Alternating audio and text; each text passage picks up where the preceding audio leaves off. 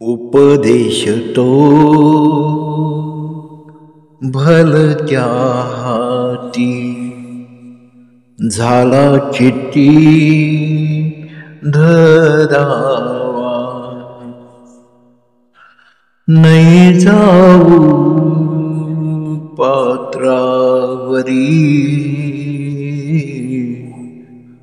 कवटी सारी नारळे. स्त्री पुत्र बंदी जन नारायण स्मरविती.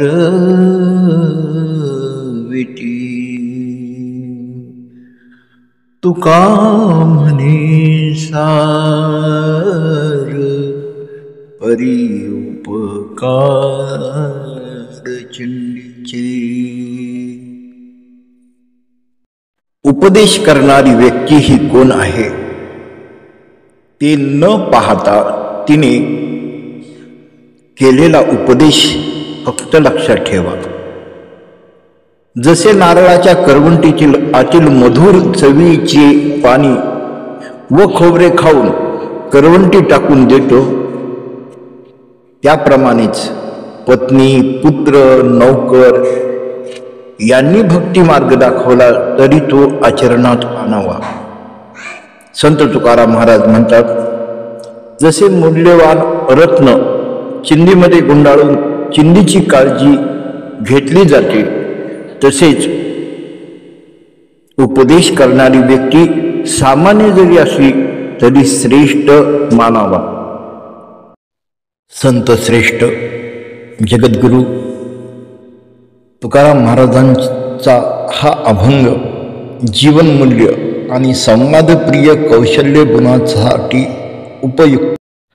आयुष्यात संवाद कौशल्य व संवाद ऐकण्याची प्रक्रिया मानवी मनाला लागलेला हा एक सुंदर असा वळणाचा भाग आहे.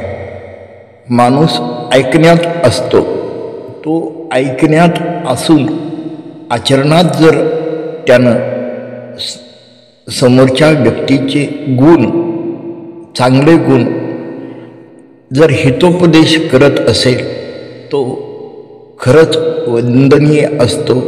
त्यातून आपल्याला आयुष्याला चांगलं घडवण्यासाठी त्यांचा संवाद हा अत्यंत लाभदायक आहे. थोर महात्मे, संत, विवेकी तसेच गणमान्य ते सामान्य यांच्याशी संवाद व त्यांच्याकडून ऐकण्याचे उपदेश हे खरोखर आवश्यक आहे.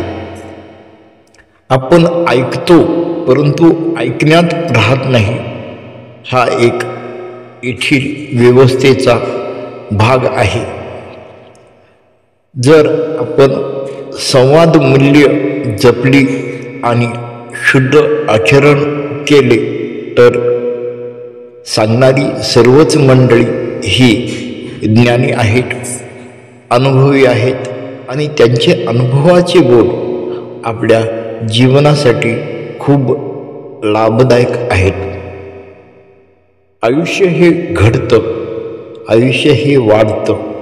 आयुष्य वाढण्यासाठी सज्जनांची संगती, संतांचे विचार हे खूप लाभदायक आहे, आचरण मूल्य आहे. त्यांच्या प्रत्येक शब्दात मानवीय मूल्य आहे आणि मानवीय मूल्य मनाचं आरोग्य आणि शुद्ध मानसिकता ही संत घडवतात. समाजप्रिय, लोकप्रिय तसेच संवाद कौशल्यातून माणूस माणसाशी जोडण्याचा जो भाव आहे तो वारकरी संप्रदायामध्ये हा एकमेकांचे चरण स्पर्श करून एकमेकांना आदर, सन्मान आणि ऐकण्यात राहावं. भगवंतांचं जे संकीर्तन उपदेश आणि नामजप यानं आपण सारे जोडलेले आहोत. हा भक्तिभाव, वात्सल्य, करुणा, दया आणि मानवीय मूल्य जगण्यासाठी खूप आनंददायक सोहळा आहे.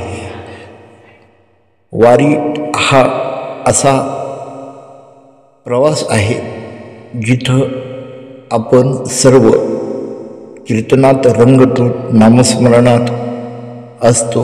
आपलं आचरण मूल्य, भावशुद्धता ही दुरुस्त केली जाते.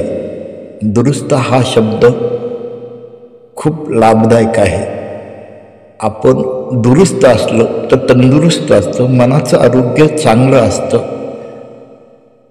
आणि एकमेकाला जपण्याचं, एकमेकाला सांभाळून घेण्याचं, दया तेथी धर्म, धर्म तेथे सुखागम ही संतांची वाणी सर्वांचं कल्याण करो.